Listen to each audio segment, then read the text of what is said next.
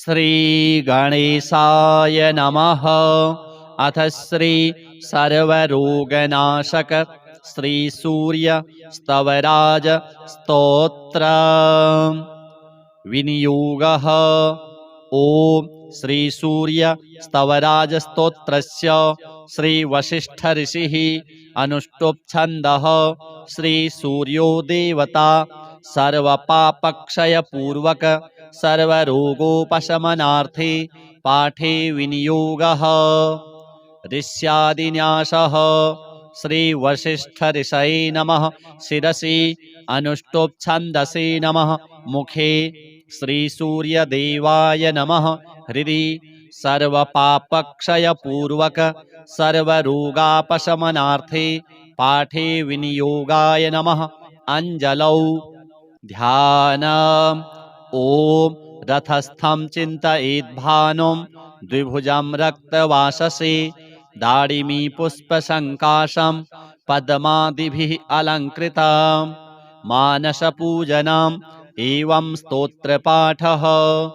ओम विकर्तनो विवस्वांश्च मार्तण्डो भास्करो रविः लोकप्रकाशकः श्रीमान् लोकचक्षुग्रहेश्वरः लोकसाक्षी त्रिलोकेशः कर्ता हर्ता तमिस्त्रः तपनः तापनः चैव शुचिः सप्ताश्ववाहनः गभस्तिहस्तो वृद्धनश्च सर्वदेव नमस्कृतः एकविंशतिः इत्येष स्तव इष्टः सदा मम श्रीः आरोग्यकरः चैव धनवृद्धियशस्करः स्तवराज इति ख्यातः त्रिषु लोकेषु विश्रुतः यः एतेन महाबाहो द्वे सन्ध्ये स्तिमितोदये स्तौति मां प्रणतो भूत्वा सर्वपापैः प्रमुच्यते कायिकं वाचिकं चैव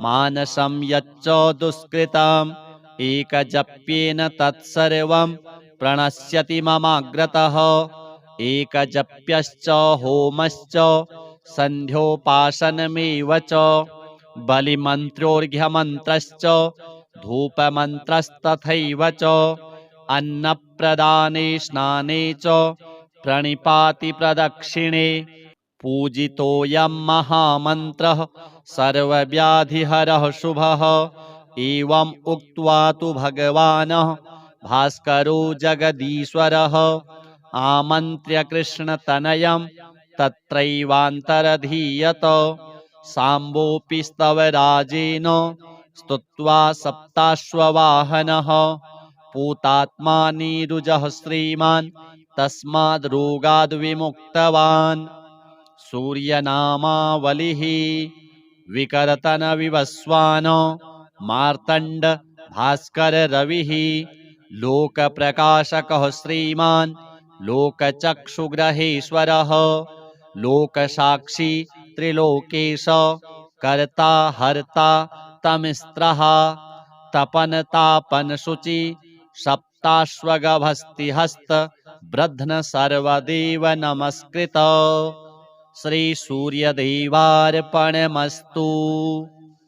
विनियोगः। ओम श्री सूर्य स्तवराज स्तोत्रस्य श्री वशिष्ठ ऋषिः अनुष्टुप् छन्दः। श्री सूर्यो देवता सर्वपापक्षय पूर्वक सर्वरोगोपशमनार्थे पाठे विनियोगः। ऋष्यादिन्यासः। श्री वशिष्ठ ऋषये नमः। शिरसि अनुष्टुप् छन्दसि नमः। मुखे श्री सूर्य देवाय नमः।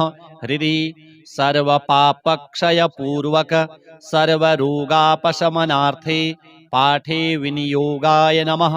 अंजलौ ध्यानम्। ओम रथस्थं चिन्तयेद्भानुं द्विभुजं रक्तवाससे दाडिमी पुष्पसङ्काशं पद्मादिभिः अलङ्कृतं मानसपूजनम् एवं स्तोत्रपाठः। ओम विकर्तनो विवस्वांश्च मार्तण्डो भास्करो रविः लोकप्रकाशकः श्रीमान् लोकचक्षुग्रहेश्वरः लोकसाक्षी त्रिलोकेशः कर्ता हर्ता तमिस्त्रः तपनः तापनः चैव शुचिः सप्ताश्ववाहनः गभस्तिहस्तो वृद्धनश्च सर्वदेव नमस्कृतः एकविंशतिः इत्येष स्तव इष्टः सदा मम श्रीः आरोग्यकरः चैव धनवृद्धियशस्करः स्तवराज इति ख्यातः त्रिषु लोकेषु विश्रुतः यः एतेन महाबाहो द्वे सन्ध्ये स्तिमितोदये स्तौति मां प्रणतो भूत्वा सर्वपापैः प्रमुच्यते कायिकं वाचिकं चैव मानसं यच्च दुष्कृतम् एकजप्येन तत्सर्वं प्रणश्यति ममाग्रतः एकजप्यश्च होमश्च सन्ध्योपासनमेव च बलिमन्त्रोर्घ्यमन्त्रश्च धूपमन्त्रस्तथैव च अन्नप्रदाने स्नाने च प्रणिपाति प्रदक्षिणे पूजितोऽयं महामन्त्रः सर्वव्याधिहरः शुभः एवम् उक्त्वा तु भगवान् भास्करो जगदीश्वरः आमन्त्र्य कृष्णतनयं तत्रैवान्तरधीयत साम्बोऽपि स्तवराजेन स्तुत्वा सप्ताश्ववाहनः पूतात्मा नीरुजः श्रीमान् तस्माद् रोगाद् विमुक्तवान् सूर्यनामावलिः विकर्तन विवस्वान् मार्तण्ड भास्कर रविः लोकप्रकाशकः श्रीमान् लोकचक्षुग्रहेश्वरः लोकसाक्षी त्रिलोकेश कर्ता हर्ता तमिस्त्रः तपन तापन शुचि सप्ताश्वगभस्तिहस्त वृद्धन सर्वदेव नमस्कृत श्री सूर्यदेवार्पणमस्तु विनियोगः ओम श्री सूर्य स्तवराज स्तोत्रस्य श्री वशिष्ठ ऋषिः अनुष्टुप् छन्दः श्री सूर्यो देवता सर्वपापक्षय पूर्वक सर्वरोगोपशमनार्थे पाठे विनियोगः ऋष्यादिन्यासः श्री वशिष्ठ ऋषये नमः शिरसि अनुष्टुप् छन्दसि नमः मुखे श्री सूर्य देवाय नमः हृदि सर्वपापक्षय पूर्वक सर्वरोगापशमनार्थे पाठे विनियोगाय नमः अंजलौ ध्यानम् ओम रथस्थं चिन्तयेद्भानुं द्विभुजं रक्तवाससे दाडिमी पुष्पसङ्काशं पद्मादिभिः अलङ्कृतं मानसपूजनम् एवं स्तोत्रपाठः ओम विकर्तनो विवस्वांश्च मार्तण्डो भास्करो रविः लोकप्रकाशकः श्रीमान् लोकचक्षुग्रहेश्वरः लोकसाक्षी त्रिलोकेशः कर्ता हर्ता तमिस्त्रः तपनः तापनः चैव शुचिः सप्ताश्ववाहनः गभस्तिहस्तो वृद्धनश्च सर्वदेव नमस्कृतः एकविंशतिः इत्येष स्तव इष्टः सदा मम श्रीः आरोग्यकरः चैव धनवृद्धियशस्करः स्तवराज इति ख्यातः त्रिषु लोकेषु विश्रुतः यः एतेन महाबाहो द्वे सन्ध्ये स्तिमितोदये स्तौति मां प्रणतो भूत्वा सर्वपापैः प्रमुच्यते कायिकं वाचिकं चैव मानसं यच्च दुष्कृतम् एकजप्येन तत्सर्वं प्रणश्यति ममाग्रतः एकजप्यश्च होमश्च सन्ध्योपासनमेव च बलिमन्त्रोर्घ्यमन्त्रश्च धूपमन्त्रस्तथैव च अन्नप्रदाने स्नाने च प्रणिपाति प्रदक्षिणे पूजितोऽयं महामन्त्रः सर्वव्याधिहरः शुभः एवम् उक्त्वा तु भगवान् भास्करो जगदीश्वरः आमन्त्र्य कृष्णतनयं तत्रैवान्तरधीयत साम्बोऽपि स्तवराजेन स्तुत्वा सप्ताश्ववाहनः पूतात्मा नीरुजः श्रीमान् तस्माद्रोगाद्विमुक्तवान् सूर्यनामावलिः विकर्तनविवस्वान् मार्तण्ड भास्कर रविः लोकप्रकाशकः श्रीमान् लोकचक्षुग्रहेश्वरः लोकसाक्षी त्रिलोकेश कर्ता हर्ता तमिस्त्रः तपनतापनशुचि सप्ताश्वगभस्तिहस्त ब्रध्न सर्वदेव नमस्कृत श्री सूर्यदेवार्पणमस्तु। विनियोगः ओम श्री सूर्य स्तवराज स्तोत्रस्य श्री वशिष्ठ ऋषिः अनुष्टुप् छन्दः श्री सूर्यो देवता सर्वपापक्षय पूर्वक सर्वरोगोपशमनार्थे पाठे विनियोगः। ऋष्यादिन्यासः श्री वशिष्ठ ऋषये नमः शिरसि अनुष्टुप् छन्दसि नमः मुखे श्री सूर्य देवाय नमः हृदि सर्वपापक्षय पूर्वक सर्वरोगापशमनार्थे पाठे विनियोगाय नमः। अंजलौ ध्यानम् ओम रथस्थं चिन्तयेद्भानुं द्विभुजं रक्तवाससे दाडिमी पुष्पसङ्काशं पद्मादिभिः अलङ्कृतं मानसपूजनम् एवं स्तोत्रपाठः। ओम विकर्तनो विवस्वांश्च मार्तण्डो भास्करो रविः लोकप्रकाशकः श्रीमान् लोकचक्षुग्रहेश्वरः लोकसाक्षी त्रिलोकेशः कर्ता हर्ता तमिस्त्रः तपनः तापनः चैव शुचिः सप्ताश्ववाहनः गभस्तिहस्तो वृद्धनश्च सर्वदेव नमस्कृतः एकविंशतिः इत्येष स्तव इष्टः सदा मम श्रीः आरोग्यकरः चैव धनवृद्धियशस्करः स्तवराज इति ख्यातः त्रिषु लोकेषु विश्रुतः यः एतेन महाबाहो द्वे सन्ध्ये स्तिमितोदये स्तौति मां प्रणतो भूत्वा सर्वपापैः प्रमुच्यते कायिकं वाचिकं चैव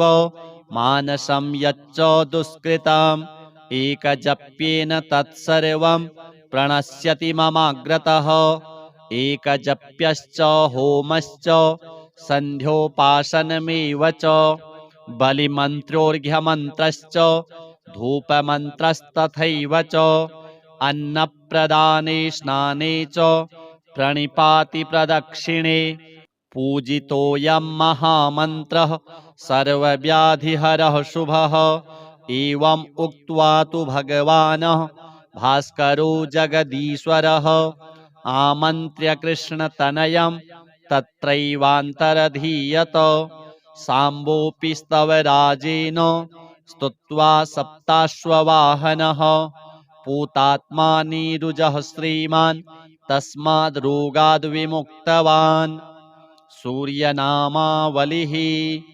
विकर्तनविवस्वान् मार्तण्ड भास्कर रविः लोकप्रकाशकः श्रीमान् लोकचक्षुग्रहेश्वरः लोकसाक्षी त्रिलोकेश कर्ता हर्ता तमिस्त्रः तपनतापनशुचि सप्ताश्वगभस्तिहस्त ब्रध्न सर्वदेव नमस्कृत श्री सूर्यदेवार्पणमस्तु। विनियोगः ओम श्री सूर्य स्तवराज स्तोत्रस्य श्री वशिष्ठ ऋषिः अनुष्टुप् छन्दः श्री सूर्यो देवता सर्वपापक्षय पूर्वक सर्वरोगोपशमनार्थे पाठे विनियोगः।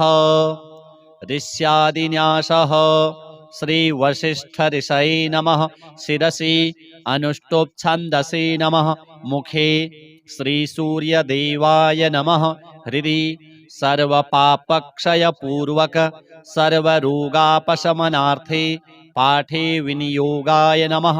अंजलौ ध्यान। ओम रथस्थं चिन्तयेद्भानुं द्विभुजं रक्तवाससे दाडिमी पुष्पसङ्काशं पद्मादिभिः अलङ्कृतं मानसपूजनम् एवं स्तोत्रपाठः। ओम विकर्तनो विवस्वांश्च मार्तण्डो भास्करो रविः लोकप्रकाशकः श्रीमान् लोकचक्षुग्रहेश्वरः लोकसाक्षी त्रिलोकेशः कर्ता हर्ता तमिस्त्रः तपनः तापनः चैव शुचिः सप्ताश्ववाहनः गभस्तिहस्तो वृद्धनश्च सर्वदेव नमस्कृतः एकविंशतिः इत्येष स्तव इष्टः सदा मम श्रीः आरोग्यकरः चैव धनवृद्धियशस्करः स्तवराज इति ख्यातः त्रिषु लोकेषु विश्रुतः यः एतेन महाबाहो द्वे सन्ध्ये स्तिमितोदये स्तौति मां प्रणतो भूत्वा सर्वपापैः प्रमुच्यते कायिकं वाचिकं चैव मानसं यच्च दुष्कृतम् एकजप्येन तत्सर्वं प्रणश्यति ममाग्रतः एकजप्यश्च होमश्च सन्ध्योपासनमेव च बलिमन्त्रोर्घ्यमन्त्रश्च धूपमन्त्रस्तथैव च अन्नप्रदाने स्नाने च प्रणिपाति प्रदक्षिणे पूजितोऽयं महामन्त्रः सर्वव्याधिहरः शुभः एवम् उक्त्वा तु भगवान् भास्करो जगदीश्वरः आमन्त्र्य कृष्णतनयं तत्रैवान्तरधीयत साम्बोऽपि स्तवराजेन स्तुत्वा सप्ताश्ववाहनः पूतात्मा नीरुजः श्रीमान् तस्माद् रोगाद् विमुक्तवान् सूर्यनामावलिः विकर्तन विवस्वान मार्तण्ड भास्कर रविः लोकप्रकाशकः श्रीमान् लोकचक्षुग्रहेश्वरः लोकसाक्षी त्रिलोकेश कर्ता हर्ता तमिस्त्रः तपन शुचि सप्ताश्वगभस्तिहस्त ब्रध्न सर्वदेव नमस्कृत श्री सूर्यदेवार्पणमस्तु। विनियोगः ओम श्री सूर्य स्तवराज स्तोत्रस्य श्री वशिष्ठ ऋषिः अनुष्टुप् छन्दः श्री सूर्यो देवता सर्वपापक्षय पूर्वक सर्वरोगोपशमनार्थे पाठे विनियोगः। ऋष्यादिन्यासः श्री वशिष्ठ ऋषये नमः। शिरसि अनुष्टुप् छन्दसि नमः। मुखे श्री सूर्य देवाय नमः। हृदि सर्वपापक्षय पूर्वक सर्वरोगापशमनार्थे पाठे विनियोगाय नमः। अंजलौ ध्यान। ओम रथस्थं चिन्तयेद्भानुं द्विभुजं रक्तवाससे दाडिमी पुष्पसङ्काशं पद्मादिभिः अलङ्कृतं मानसपूजनम् एवं स्तोत्रपाठः।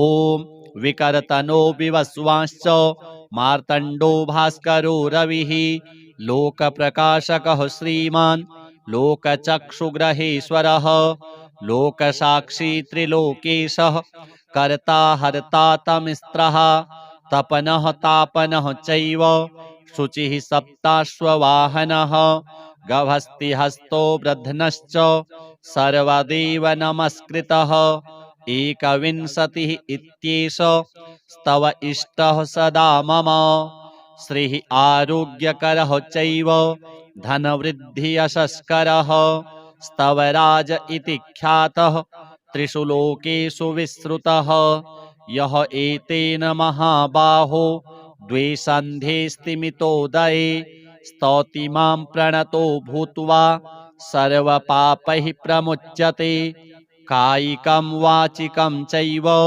मानसं यच्च दुष्कृतम् एकजप्येन तत्सर्वं प्रणश्यति ममाग्रतः एकजप्यश्च होमश्च सन्ध्योपासनमेव च बलिमन्त्रोऽर्घ्यमन्त्रश्च धूपमन्त्रस्तथैव च अन्नप्रदाने स्नाने च प्रणिपाति प्रदक्षिणे पूजितोऽयं महामन्त्रः सर्वव्याधिहरः शुभः एवम् उक्त्वा तु भगवान् भास्करो जगदीश्वरः आमन्त्र्य कृष्णतनयं तत्रैवान्तरधीयत साम्बोऽपि स्तवराजेन स्तुत्वा सप्ताश्ववाहनः पूतात्मा नीरुजः श्रीमान् तस्माद् रोगाद् विमुक्तवान् सूर्यनामावलिः विकर्तन विवस्वान् मार्तण्ड भास्कर रविः लोकप्रकाशकः श्रीमान् लोकचक्षुग्रहेश्वरः लोकसाक्षी त्रिलोकेश कर्ता हर्ता तमिस्त्रः तपन शुचि सप्ताश्वगभस्तिहस्त ब्रध्न सर्वदेव नमस्कृत श्री सूर्यदेवार्पणमस्तु विनियोगः ओम श्री सूर्य स्तवराज स्तोत्रस्य श्री वशिष्ठ ऋषिः अनुष्टुप् छन्दः श्री सूर्यो देवता सर्वपापक्षय पूर्वक सर्वरोगोपशमनार्थे पाठे विनियोगः ऋष्यादिन्यासः श्री वशिष्ठ ऋषये नमः शिरसि अनुष्टुप् छन्दसि नमः मुखे श्री सूर्यदेवाय नमः हृदि सर्वपापक्षय पूर्वक सर्वरोगापशमनार्थे पाठे विनियोगाय नमः अंजलौ ध्यानम् ओम रथस्थं चिन्तयेद्भानुं द्विभुजं रक्तवाससे दाडिमी पुष्पसङ्काशं पद्मादिभिः अलङ्कृतं मानसपूजनम् एवं स्तोत्रपाठः ओम विकर्तनो विवस्वांश्च मार्तण्डो भास्करो रविः लोकप्रकाशकः श्रीमान् लोकचक्षुग्रहेश्वरः लोकसाक्षी त्रिलोकेशः कर्ता हर्ता तमिस्त्रः तपनः तापनः चैव शुचिः सप्ताश्ववाहनः गभस्तिहस्तो वृद्धनश्च सर्वदेव नमस्कृतः एकविंशतिः इत्येष स्तव इष्टः सदा मम श्रीः आरोग्यकरः चैव धनवृद्धियशस्करः स्तवराज इति ख्यातः त्रिषु लोकेषु विश्रुतः यः एतेन महाबाहो द्वे सन्ध्ये स्तिमितोदये स्तौति मां प्रणतो भूत्वा सर्वपापैः प्रमुच्यते कायिकं वाचिकं चैव मानसं यच्च दुष्कृतम् एकजप्येन तत्सर्वं प्रणश्यति ममाग्रतः एकजप्यश्च होमश्च सन्ध्योपासनमेव च बलिमन्त्रोऽर्घ्यमन्त्रश्च धूपमन्त्रस्तथैव च अन्नप्रदाने स्नाने च प्रणिपाति प्रदक्षिणे पूजितोऽयं महामन्त्रः सर्वव्याधिहरः शुभः एवम् उक्त्वा तु भगवान् भास्करो जगदीश्वरः आमन्त्र्य कृष्णतनयं तत्रैवान्तरधीयत साम्बोऽपि स्तवराजेन स्तुत्वा सप्ताश्ववाहनः पूतात्मा नीरुजः श्रीमान् तस्माद् रोगाद् विमुक्तवान् सूर्यनामावलिः विकर्तन विवस्वान् मार्तण्ड भास्कर रविः लोकप्रकाशकः श्रीमान् लोकचक्षुग्रहेश्वरः लोकसाक्षी त्रिलोकेश कर्ता हर्ता तमिस्त्रः तपन तापन शुचि सप्ताश्वगभस्तिहस्त ब्रध्न सर्वदेव नमस्कृत श्रीसूर्यदेवार्पणमस्तु। विनियोगः। ॐ श्रीसूर्यस्तवराजस्तोत्रस्य श्रीवसिष्ठऋषिः अनुष्टुप् छन्दः। श्रीसूर्यो देवता सर्वपापक्षयपूर्वक सर्वरोगोपशमनार्थे पाठे विनियोगः। ऋष्यादिन्यासः। श्रीवसिष्ठऋषये नमः। शिरसि अनुष्टुप् छन्दसि नमः। मुखे श्रीसूर्यदेवाय नमः। हृदि सर्वपापक्षयपूर्वक सर्वरोगापशमनार्थे पाठे विनियोगाय नमः। अंजलौ। ध्यानम्।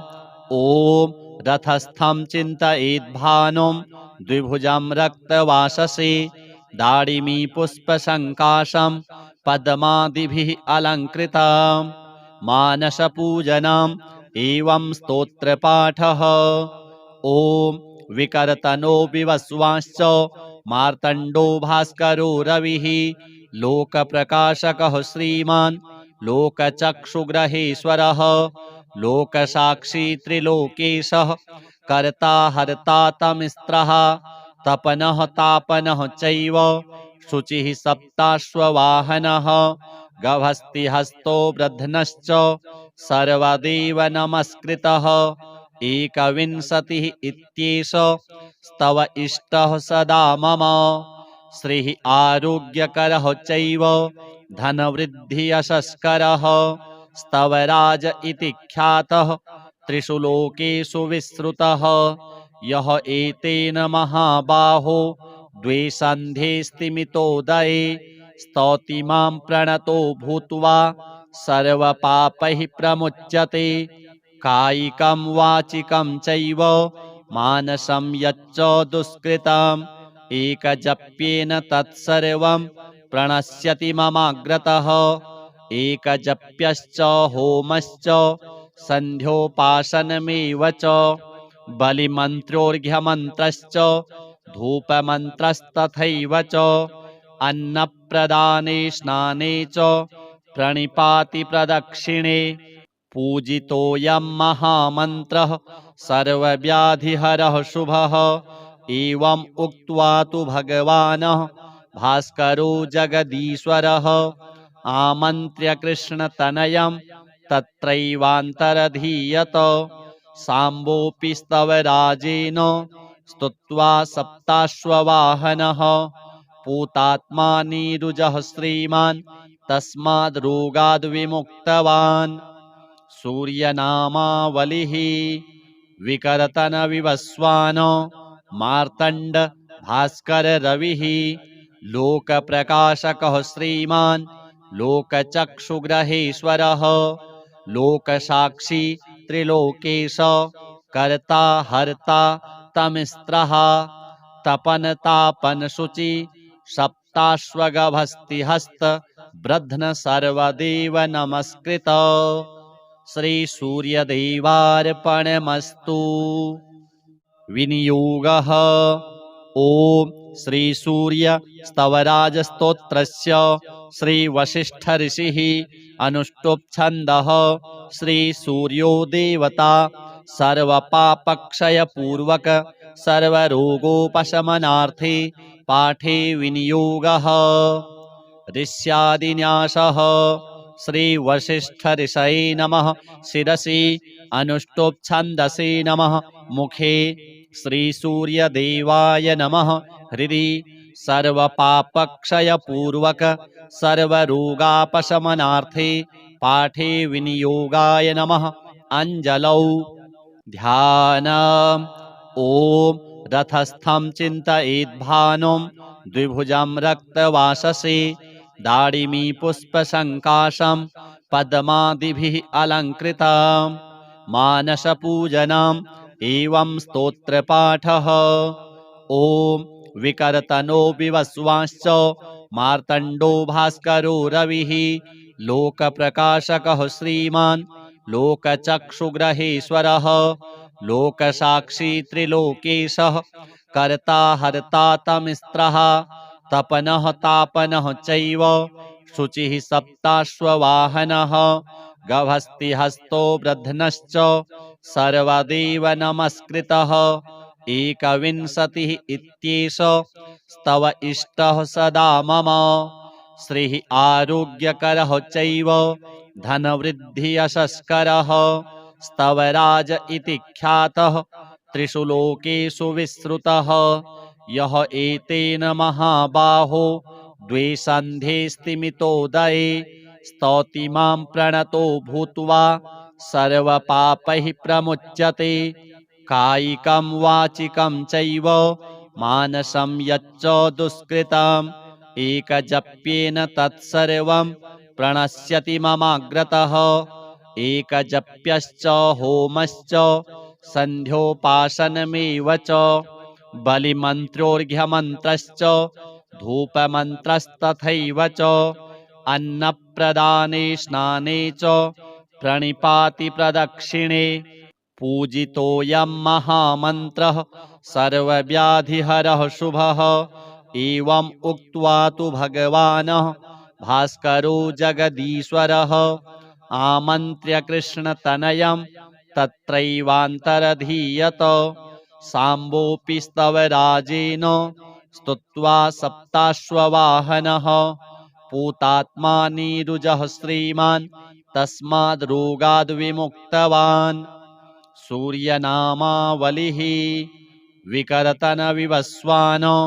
मार्तण्ड भास्कर रविः लोकप्रकाशकः श्रीमान् लोकचक्षुग्रहेश्वरः लोकसाक्षी त्रिलोकेश कर्ता हर्ता तमिस्त्रः तपन शुचि सप्ताश्वगभस्तिहस्त ब्रध्न सर्वदेव नमस्कृत श्री सूर्यदेवार्पणमस्तु विनियोगः ओम श्री सूर्य स्तवराज स्तोत्रस्य श्री वशिष्ठ ऋषिः अनुष्टुप् छन्दः श्री सूर्यो देवता सर्वपापक्षय पूर्वक सर्वरोगोपशमनार्थे पाठे विनियोगः ऋष्यादिन्यासः श्री वशिष्ठ ऋषये नमः शिरसि अनुष्टुप् छन्दसि नमः मुखे श्री सूर्यदेवाय नमः हृदि सर्वपापक्षय पूर्वक सर्वरोगापशमनार्थे पाठे विनियोगाय नमः अंजलौ ध्यानम् ओम रथस्थं चिन्तयेद्भानुं द्विभुजं रक्तवाससे दाडिमी पुष्पसङ्काशं पद्मादिभिः अलङ्कृतं मानसपूजनम् एवं स्तोत्रपाठः ओम विकर्तनो विवस्वांश्च मार्तण्डो भास्करो रविः लोकप्रकाशकः श्रीमान् लोकचक्षुग्रहेश्वरः लोकसाक्षी त्रिलोकेशः कर्ता हर्ता तमिस्त्रः तपनः तापनः चैव शुचिः सप्ताश्ववाहनः गभस्तिहस्तो वृद्धनश्च सर्वदेव नमस्कृतः एकविंशतिः इत्येष स्तव इष्टः सदा मम श्रीः आरोग्यकरः चैव धनवृद्धियशस्करः स्तवराज इति ख्यातः त्रिषु लोकेषु विश्रुतः यः एतेन महाबाहो द्वे स्तिमितोदये स्तौति मां प्रणतो भूत्वा सर्वपापैः प्रमुच्यते कायिकं वाचिकं चैव मानसं यच्च दुष्कृतम् एकजप्येन तत्सर्वं प्रणश्यति ममाग्रतः एकजप्यश्च होमश्च सन्ध्योपासनमेव च बलिमन्त्रोर्घ्यमन्त्रश्च धूपमन्त्रस्तथैव च अन्नप्रदाने स्नाने च प्रणिपाति प्रदक्षिणे पूजितोऽयं महामन्त्रः सर्वव्याधिहरः शुभः एवम् उक्त्वा तु भगवान् भास्करो जगदीश्वरः आमन्त्र्य कृष्णतनयं तत्रैवान्तरधीयत साम्बोऽपि स्तवराजेन स्तुत्वा सप्ताश्ववाहनः पूतात्मा नीरुजः श्रीमान् तस्माद् रोगाद् विमुक्तवान् सूर्यनामावलिः विकर्तन विवस्वान मार्तण्ड भास्कर रविः लोकप्रकाशकः श्रीमान् लोकचक्षुग्रहेश्वरः लोकसाक्षी त्रिलोकेश कर्ता हर्ता तमिस्त्रः तपन शुचि सप्ताश्वगभस्तिहस्त ब्रध्न सर्वदेव नमस्कृत श्री सूर्यदेवार्पणमस्तु